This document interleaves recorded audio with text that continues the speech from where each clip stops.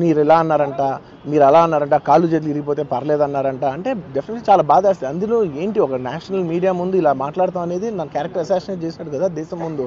అరే నేను కష్టపడిందే ఈ 3 ఏళ్ళు తెలుగు వాళ్ళకి. నా ఆడియో ఫంక్షన్ చూడండి నేనేమన్నాను, నా సినిమా చూడండి అది అన్నాను, నేనేమన్నాను, అరే మన తెలుగు వాళ్ళు పరువు తీసి ఎక్కడో నిలబెడదామని ఒక అటెంప్ట్తో చేశాను. అలాంటిది నేను అంత ప్యూర్ ఇంటెన్షన్తో చేస్తే నేను ఇలా చేశాను అలా చేశాను నా మీద ఫాల్స్ ఎలిగేషన్ నాకు ఎంత బాధ వేస్తుంది.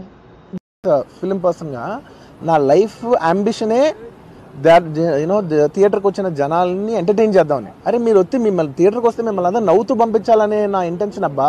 మీ మనసుల్ని గెలిచి పంపించాలని అనుకునే మనిషిని అలాంటి థియేటర్లో అలాంటి థియేటర్లో టెంపుల్ లాంటిది, అలాంటి థియేటర్లో ఒక యాక్సిడెంట్ అయిందంటే నాకంటే బాధపడేవాడు ఉంటాడా ఎవరైనా?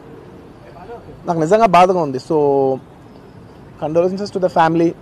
ఐ రియలీ బయటకు వస్తే జస్ట్ అలా వెయిట్ చేసి మళ్ళీ లోపలికి వెళ్ళిపోయి మళ్ళీ దిక్కుకి వెళ్ళిపోయాను. అండ్ థియేటర్ లోపల మీరు సినిమా చూసిన కొంచెం సేపటికి సార్ నా వర్క్ అసలు ఏ పోలీసు కానీ ఎవ్వరూ నాకు వర్క్ అసలు నన్ను కలవలేదు, నాతో ఏం చెప్పలేదు. నాకు చెప్పిందల్లా అది పైగా మా మేనేజ్మెంట్ సైడ్ నుంచి వాళ్ళు మా వాళ్ళు వచ్చి చెప్పింది ఏంటంటే సార్ బయట ఓవర్ క్రౌడ్ అవుతుంది, మీరు దయచేసి వెళ్ళిపోండి అని చెప్పారు. వాళ్ళ పోలీసు వాళ్ళందరూ బయట చాలామందికి ప్రాబ్లం అవుతుంది సార్, ఓవర్ క్రౌడ్ అవుతుంది మీరు వెళ్ళిపోండి అంటే నేను వెళ్ళిపోయా. సినిమా స్టార్ట్ అయిన కొంచెంసేపు నేను వెళ్ళిపోయా. నేను మా వైఫ్ అందరూ మేము బయటకు వచ్చాము అంతే. నాకు అసలు ఆ తర్వాత నెక్స్ట్ డే నాకు తెలిసింది ఒక లేడీ ఇలా ఉందంట, కళ్ళు తిరిగి పడిపోయిందంట, ఆ తర్వాత ఆవిడ పాపం చనిపోయిందంట, ఇలా ఒక కిడ్ ఉన్నాడు అంటే నేను షాక్లో గురయ్యా. అంటే నాకు తెలీదు అసలు నెక్స్ట్ డే వరకు నాకు అసలు తెలీదు. I had no idea. ఎందుకంటే నేను నా పిల్లోనే పక్కన పెట్టుకున్నా, నా వైఫ్ నా కొడుకు నా కూతురు థియేటర్లోనే ఉన్నారు. నాకు తెలీదు.